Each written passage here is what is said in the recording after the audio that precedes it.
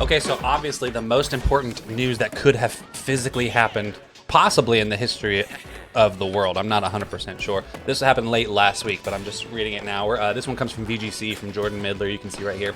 Tony Hawk claims he's talking to Activision again. Bruh. Yes, Tony Hawk's teased that the anniversary plans for Tony Hawk's Pro Skater, which will turn 25 this year, has said that he's talking to Activision about the franchise. So apparently, when you read on through this, he basically just says he can't really talk about anything, but he is talking to Activision again. It will be something the fans truly appreciate, is what he called. So they just released Tony Hawk's Pro Skater 1 and 2, the remake, back in like 2022, I think. Yeah, it says it right there. And that game was freaking incredible, honestly. Every single thing they did was really, really good with it. I've got some footage of it on the screen right now. I'll give a shout out to the YouTube channel that I'm borrowing this footage from. But dude, this game ripped. It was such a classic remake. They didn't make it too weird or too modern. It still had that kind of classic flair to it. It was still a little boxy, a little static, but it was just so much fun. The challenges were awesome. The maps were really, really good. So this was an all-time. It sold like gangbusters too. So I thought that they were just going to keep on going with it. And he even says, Tony Hawk even says, I guess in this interview, that was the plan up until the release date of 1 and 2. We were doing 3 and 4, and then Vicarious got absorbed. They got nuked and rolled into all that Activision stuff and moved around to take care of and run support, I think, on other games. Vicarious Visions was awesome. They helped with some Destiny stuff that was really good. They did most of the work on the Tony Hawk remake, which was awesome. But apparently, they're trying to get them back together. So who knows? There's a chance, I guess, maybe that now that Microsoft, Xbox owns Activision, and maybe still some of those Vicarious Vision people are still around, I guess maybe there's a chance that they can get them back together to kind of do that. I don't really know. I'm not sure, but I'm pumped for this. I love Tony Hawk. We need more Tony Hawk games. Not optional, in my opinion. I want Tony Hawk Underground. I want what's the American Psycho one? That's not right. Tony Hawk the American Dream or whatever it's called. I can't remember. We're going to look it up real quick. And Wasteland, that's it, dude. American Wasteland was so good. Like, this was all time to me. This was all the game that I ever wanted to play. We got some footage of this one too. Tony Hawk's American Wasteland was so good, right? This was like a really fun, you played as this kind of crazy character and you like beat the crap out of people. It's not great, but no, it was so good. It was so fun at the time. So hopefully we get this one brought back too. I would die for more Tony Hawk, 100%. Next up, I want to talk about Starfield. I love Starfield. I love Bethesda Game Studios games. If you like Starfield, make sure you let me know in the comments, because there are dozens of us. Dozens! There's tons of us. I loved Starfield, and so they released a really good kind of deep dive video into the new Shattered Space expansion. So that's the video playing right here. It kind of shows, they started off the video kind of talking about the updates that they've been doing, and then they started hitting on Shattered Space specifically, and everything that they said was hitting really, really well for me. We're reading from Kotaku for this one. The Shattered Space, the first big expansion, launches later this month, so it comes out, I think it's like September 30th, so it's only like a couple weeks away.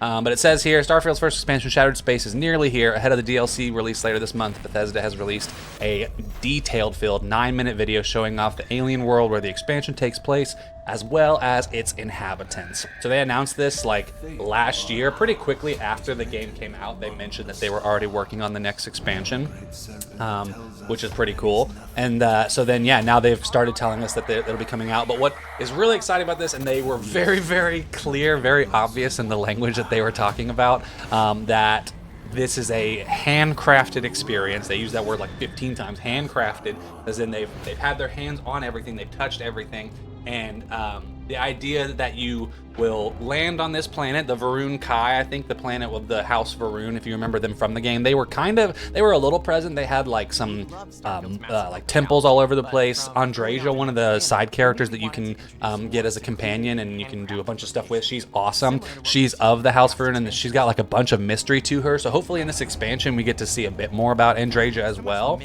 which would be really cool. But it's supposed to be handcrafted. They make it very clear to say when you land on this planet, from the time that you land till the quest line is over, so like the expansion's main quest line, until that one's over, you will not leave you don't have to leave that planet, which is kind of nice, because some people, the number one like bad feedback for Starfield, which is probably mine as well, was that there's so many loading screens. You just go from like loading screen to loading screen to loading screen. and it can get pretty tiring. It feels like you're breaking up the gameplay. So the idea seemingly here is that, you know, you may only have loading screens going like into interior locations or stuff, but a lot of times that stuff is just open too, which is nice. But I guarantee they'll have some like dungeons and stuff that get loaded into. It's got a real kind of like horror vibe to it. You can see on the screen right now, some of this stuff is like kind of scary looking, but I dig it. I think it's gonna be so fun. It's all about like the Great Serpent. They say that these guys were like experimenting with grav drive technology and like supposedly maybe teleported like the whole planet somewhere, and now they're like trying to figure it out. They say very clearly you land a couple weeks after this event, so that'll be cool. I'm a huge Starfield fan. I have like 3 characters running simultaneously doing kind of different things, which is kind of silly, but I love it. I'm very excited. Oh, Shattered Space launches on September 23rd. Sorry, I thought it was September 30th, but apparently it says September 23rd. So that comes out a little bit earlier. That'll be awesome. That's like 5 days away from this one is what it says. Doesn't sound right, but that's very exciting. So check out Shattered Space if you're on that, because I know I am. I'm going to keep going for this clip right here because there's a dude who like runs up behind you. It looks so good. Honestly, this game looks so good. Just going to keep walking. Oh, I hope I'm safe. Oh, what's behind me? Is there anything? Could there be anything behind me? Next up, I really wanted to talk about this story because it's just cracking me up for some reason. Bungie, we got the footage on the screen right now of Marathon, right? We'll switch over. This is coming from VGC by Tom Ivan. Bungie is reportedly considering a $40 price tag for Marathon.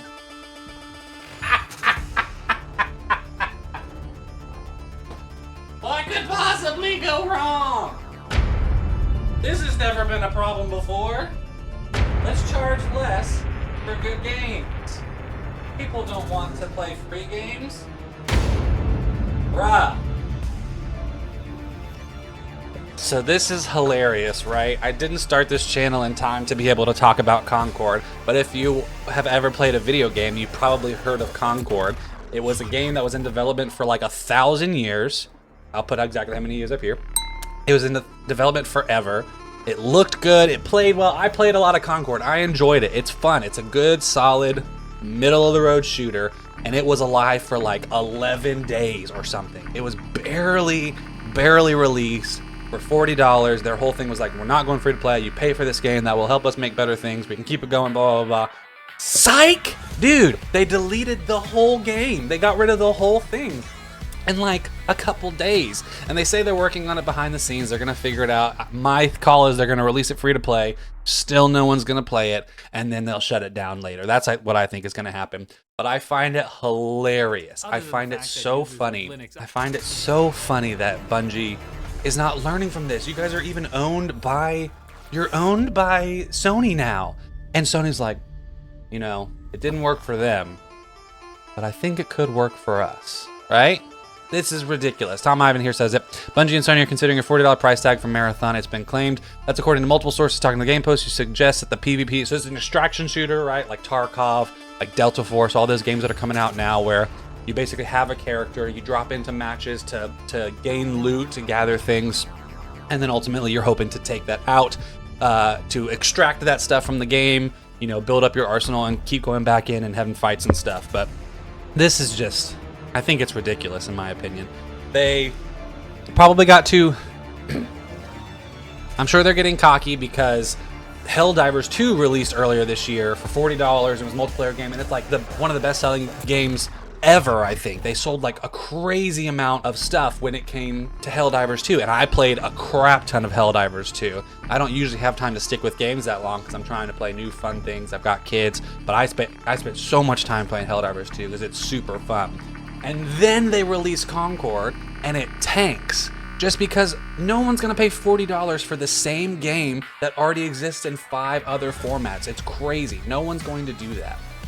So I don't know. I don't know what they're thinking here. I think that this is probably the bad play. If Marathon is $40 when it comes out, less people are going to buy it for sure. I know most of the extraction shooters like Tarkov cost money.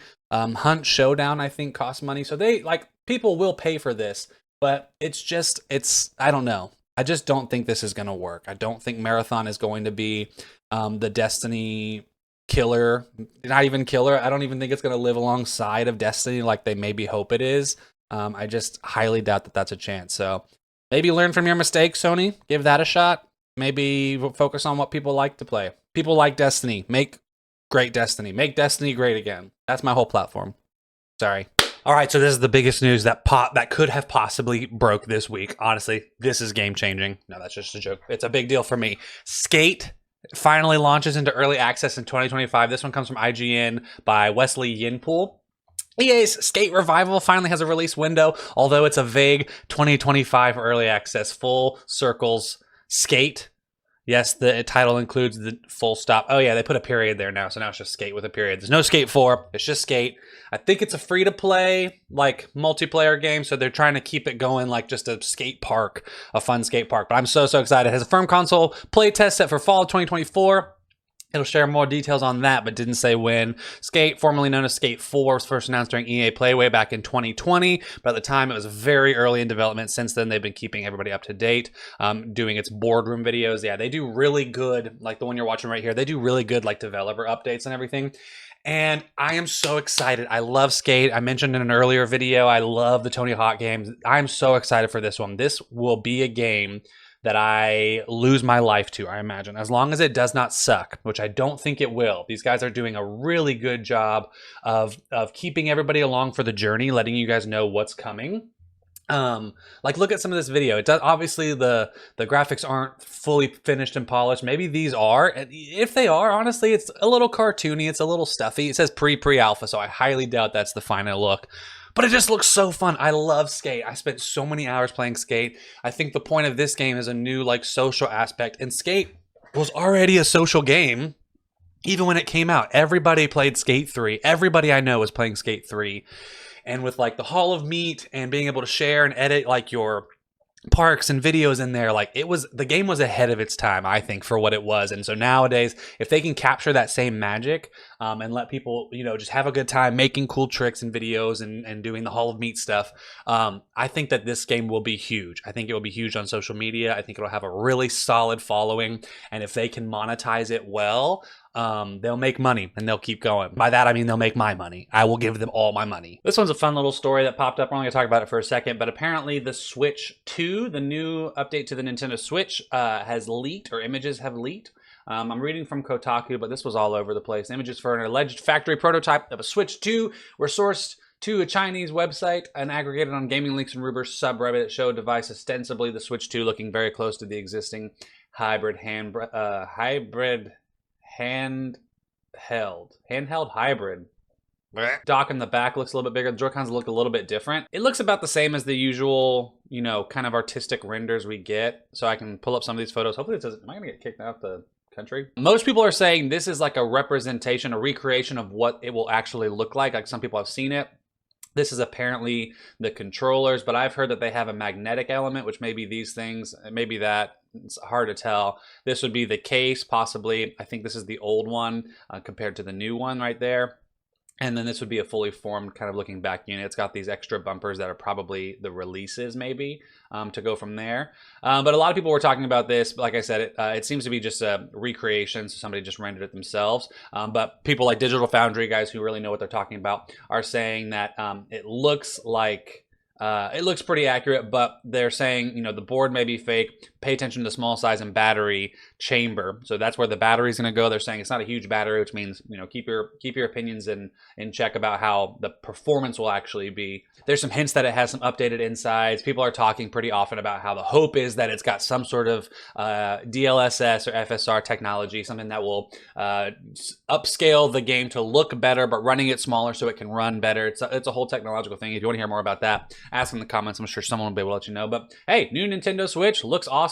I am a firm no on the new Nintendo Switch unless it has an OLED built into it. I've made that mistake too many times.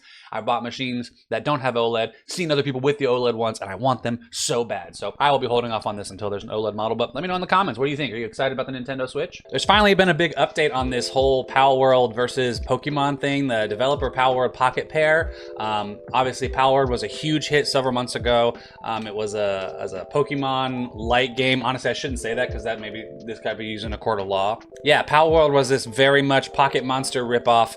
I shouldn't say ripoff. It was fun. It had a bunch of other things. But Pocket Palworld was this whole thing several months ago, and the whole time people were playing it, I played it for quite a while with some friends as well. The whole time people were playing it, we're saying like, how are they not sued? How is this place not getting sued by Pokemon, by Nintendo, by getting these guys shut down? Because the stuff is just way too similar. I'm gonna play a video right here. This is a YouTube video. I'll put the link of where you can find this one as well.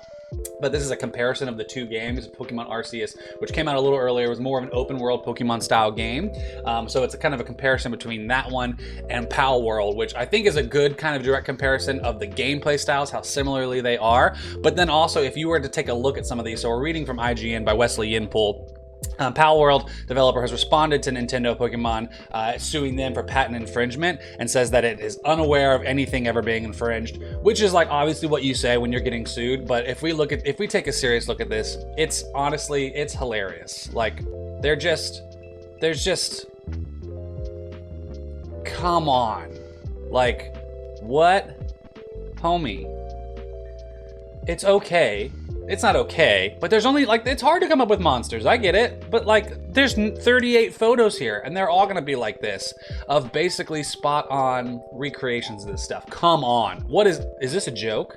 So I don't know, everyone's had an opinion. This has been a story for way too long. My opinion is obviously this stuff is stolen. Like obviously these things are, if not literally, sketched out where they put the original Pokemon underneath and they traced over it, then they're at least very significantly inspired by, probably to the point of infringement. Palworld, I didn't even have that much fun. I liked the monsters. I hated that the world, if you'll see right here on the video, I hated that the world looked like a hyper-realistic world with real characters and bow and arrows and swords and blah blah. And then the pocket monsters that you're actually playing with, which I think I can skip ahead to maybe some of these. Like, look at that. The world looks incredible. It looks like a fun survival world that I'd want to hang out with. And then there's this out of character, out of nowhere Leespunk that looks so strange. It doesn't look like it belongs in this world at all. The art design was just way off for me. So I wasn't a big fan of Palworld, but yeah, they're getting sued. And in my opinion, I think they will lose because this is just ridiculous. It's way too close in my not legal opinion. Let me know what you think about it in the comments if you think they're getting sued. Guys, that's going to do it for today. Thank you for watching this first episode of ByteSyze News. Hopefully this will continue to grow over time and get a little bit better. And let me know in the comments. Answer the questions that I have today. Let me know what you think of any of these stories. Give me some feedback. Let me know what you think of these kind of videos. I love video games. I'm excited to talk about them more. Nobody watches these. I'll probably still make them. But let me know if you're watching. Appreciate it. We'll see y'all next time.